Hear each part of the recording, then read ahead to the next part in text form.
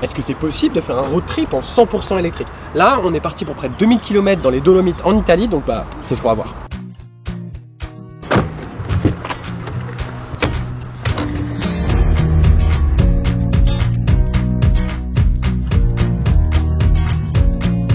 Bon, premier obstacle, bah arrivé à la frontière italienne, maxi bouchon, immobile 100%. Bah on va voir, hein. Heureusement qu'on a la clim, que c'est confort et qu'il nous reste bien de l'autonomie.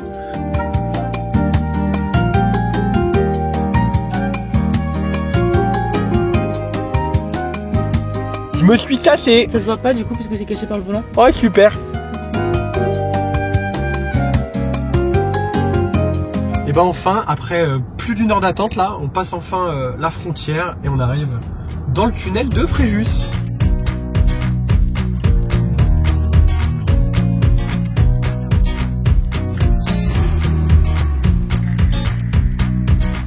Là je suis branché sur une borne de marque Electra, elle sort jusqu'à 300 kW. Donc là l'idée c'est de charger complètement la voiture jusqu'à 100%. C'est pas préconisé mais au vu de ce qu'on a à faire ce soir, il nous reste pas mal de routes. Je préfère être tranquille comme je connais pas encore le pays et je sais pas du tout comment ça se passe en termes de recharge ici en Italie. Donc on va voir ce que ça donne.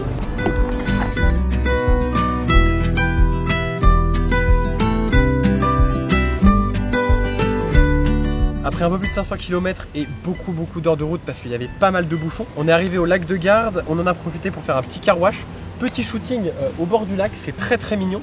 Et là il y a un petit château à aller visiter, je pense que ça peut être chouette.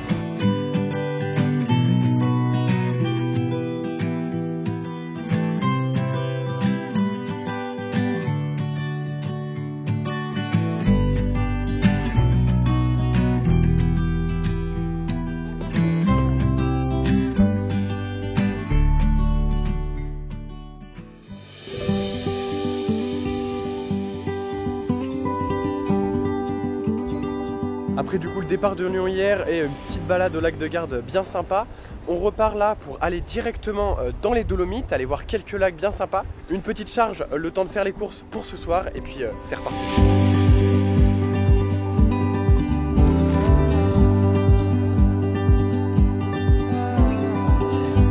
Profite qu'on ait repris la route et surtout que je sois en passager pour vous parler un petit peu des écrans. Donc on a l'écran évidemment conducteur pour tout ce qui est vitesse et info basique. On a l'écran central pour tout ce qui va être GPS, info du véhicule, réglage, etc. Et puis surtout dans ce G9 on a un écran passager. Et là c'est vraiment tout le centre de contrôle du passager. On peut évidemment régler le siège, activer massage, ventilation, chaise chauffant, etc. Régler aussi sa partie du chauffage, régler le volume. Et puis du coup on a tout un tas d'applications. Spotify, Apple Music ou autre pour gérer la musique. Mais on a aussi YouTube, Disney+, Apple TV. Donc on est vraiment sur un système qui vous permet de vous divertir pendant que vous êtes en passager. Et le gros avantage de cet écran, c'est évidemment qu'il est pensé pour ne pas déranger le conducteur. On a une polarisation de l'écran qui fait que en fait, le conducteur ne peut absolument pas voir ce que je fais sur l'écran. Donc que je regarde un film, quoi que je fasse, ça ne dérange pas le conducteur et il peut rester focus sur la route.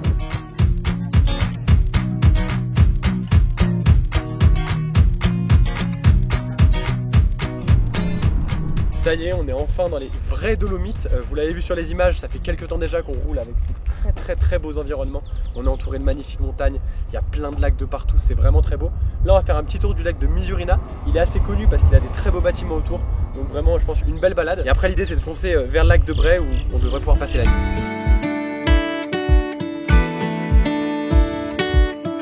Au-delà d'être vraiment magnifique, il faut savoir que le lac de Misurina, c'est un des plus grands des Dolomites avec 2,6 km de circonférence. Et je viens d'apprendre qu'il gèle l'hiver, avec certaines températures, il gèle complètement. Et en fait, on peut faire du patin à glace dessus. Voilà. On a aussi quelques pistes de ski. Donc voilà, globalement, on est visiblement pas à la bonne période pour le voir. Non, en vrai, c'est vraiment sublime.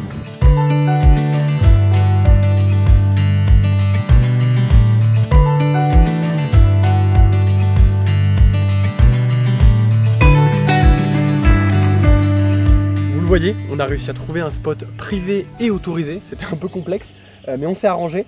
Et du coup, on a pu reculer là dans une petite allée qui nous permettra ici d'avoir notre petit espace camping, d'avoir bien accès aux véhicules. Donc là, le but c'est qu'on installe tout, puis qu'on profite de la soirée. Vous voyez derrière moi, on a bien commencé à tout préparer. Moi, ce que je vais faire, c'est ouvrir la trappe de charge et brancher le V2L, hop, juste ici. Et là, normalement derrière moi, ça devrait s'allumer. On On a vidé tout le véhicule, il reste encore un petit peu de matos au milieu. C'est pour ça que je suis assis bizarrement, mais c'est surtout pour vous montrer, hop, le mode camping. Donc je vais ici dans les applications, espace sommeil. On a tout un tas de choses, on a la possibilité de mettre une alarme, de gérer la musique, gérer différentes choses. Et puis surtout ici, vous le voyez, matelas gonflable. C'est parce qu'en fait, je vais pouvoir aller ici dans mode siège, sélectionner mode camping. Et là, il va me guider dans les étapes pour activer ce mode-là. Là, il faut retirer les appuis-têtes, laisser les sièges arrière vides, plier les sièges arrière et ensuite régler les appuis-têtes arrière au minimum. Ici, j'ai le matelas gonflable. Veuillez vous connecter au matelas gonflable du Xpeng G9. Donc là, connecté au matelas gonflable. J'ai tout le matelas qui est ce module en fait qui se met à l'arrière du véhicule. Donc là, hop, je vais venir l'ouvrir. J'ai un petit câble. Ici, j'ai la prise allume-cigare du coffre. Je viens, hop, me brancher dedans. Donc là, je viens cliquer sur l'écran pour me connecter. Vous voyez qu'ici, on a deux boutons, un gonflage, un dégonflage. J'appuie sur celui-là.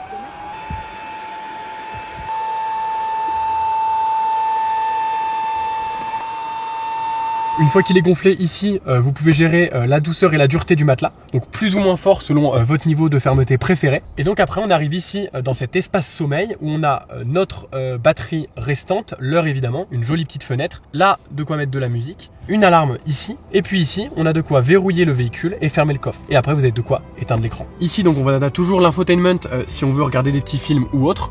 Et puis voilà, il n'y a plus qu'à.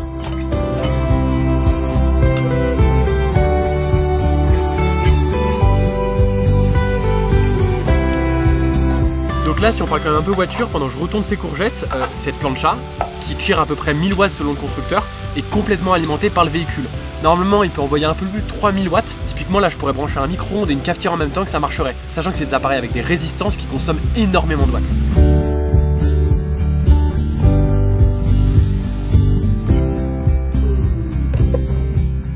On arrive à la fin de cette journée riche en émotions, découverte pour la première fois des Dolomites, des magnifiques paysages, avec tout ce petit setup camping pour finir. C'est le baptême, on va essayer de dormir dans ce G9. Petit film quand même sur l'écran, et puis à demain.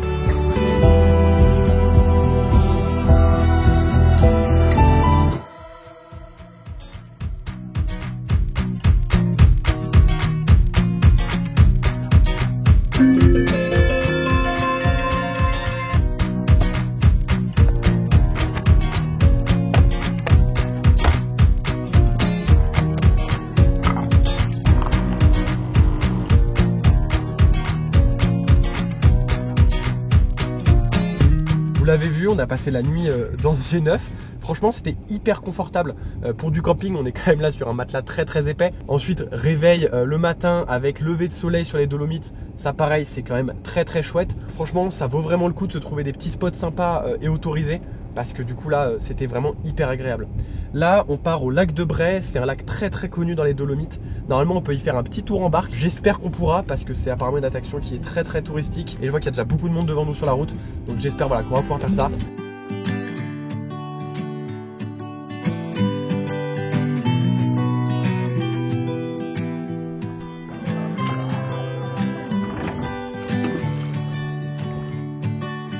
Comme le lac de Misurina, le lac de Bray sur lequel on est, c'est aussi un lac très grand. On est sur 36 hectares de superficie, une profondeur jusqu'à 36 mètres. Et en termes d'alimentation, c'est surtout la fonte des glaces en fait qui l'alimente. On a une eau turquoise, des beaux reflets.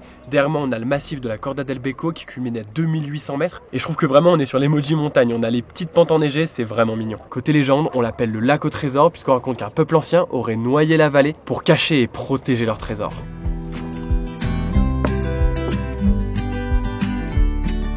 Savoir qu'avec ce genre de température, avoir l'application mobile qui nous permet de lancer la clim bien avant d'arriver, c'est quand même très agréable. On entend que ça s'ouvre parce que j'ai pu la lancer un tout petit peu avant et là on a un véhicule qui est complètement frais.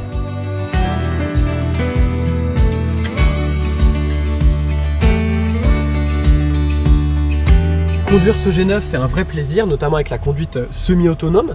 Mais là, ce qui est intéressant de voir sur les petites routes des Dolomites, c'est qu'on a vraiment des routes très sinueuses. On peut vraiment tester les suspensions, comment le véhicule se comporte. Et là, en fait, c'est vraiment intéressant de voir que malgré un empattement de 3 mètres, pratiquement 5 mètres de long, on est vraiment sur un véhicule qui reste facile à conduire dans toute situation.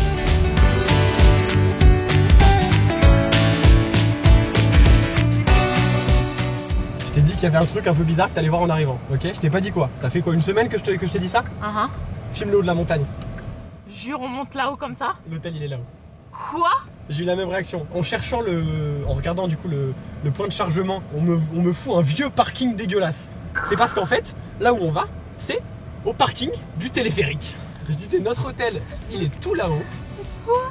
Et voilà. Et donc en fait, on va se garer en bas, on va prendre toutes les affaires, faut rien oublier, et on monte tout là-haut.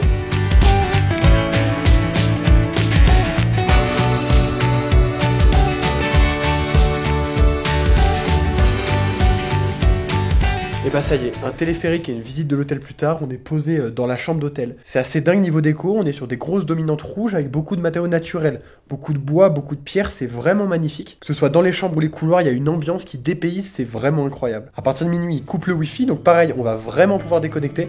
Franchement, ça va être une bonne expérience.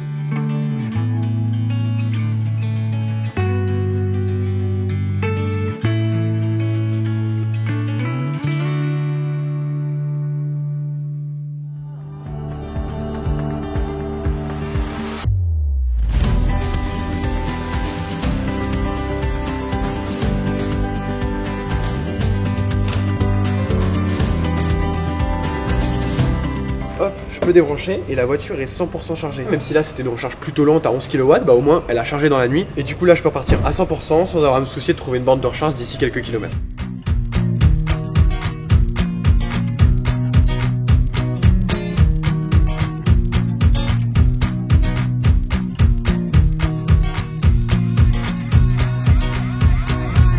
Là on vient d'arriver et on a sur le parking un spot qui est plutôt serré, il y a assez peu de marge de manœuvre donc on a sorti toutes les affaires. Et là avec l'application je vais pouvoir faire la marche arrière automatique. Je reste appuyé sur l'application et là vous voyez que la voiture recule toute seule.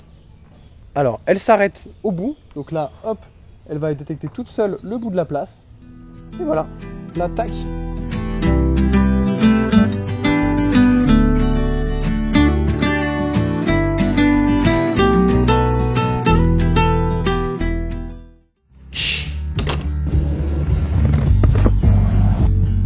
Ça y est, dernier jour de strip en Italie, après les Dolomites, après lac de Garde, lac de Caume. On repart du coup direction Lyon. Donc là, l'idée c'est de passer par Turin sur le retour. On va aussi faire un petit arrêt pour charger la voiture. Donc aujourd'hui pas mal de routes, passage par Turin et puis retour à Lyon.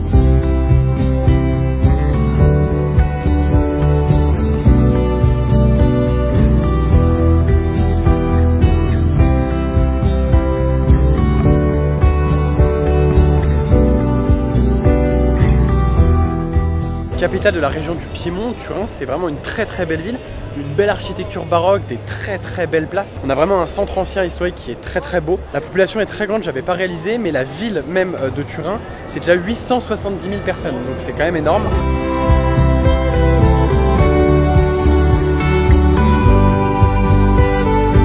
Une glace parmesan, huile d'olive. Très franchement, je ne recommande pas, mais c'était une expérience italienne.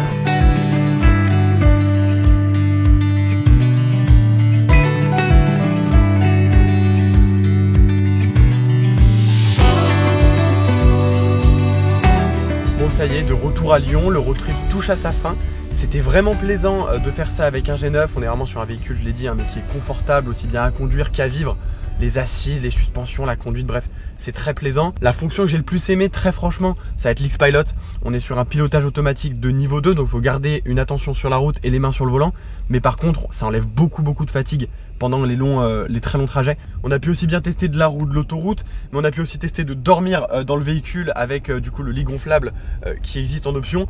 Très franchement, ça se fait. C'était une belle aventure, c'était assez rigolo. Pour ceux qui voudraient un petit peu plus de confort, on a aussi un attelage en option pour pouvoir mettre une caravane ou autre. C'était vraiment un plaisir de faire ça avec Xpeng. N'hésitez pas à vous abonner à la chaîne, à laisser un petit like, un commentaire. Et puis nous, on se dit à la prochaine.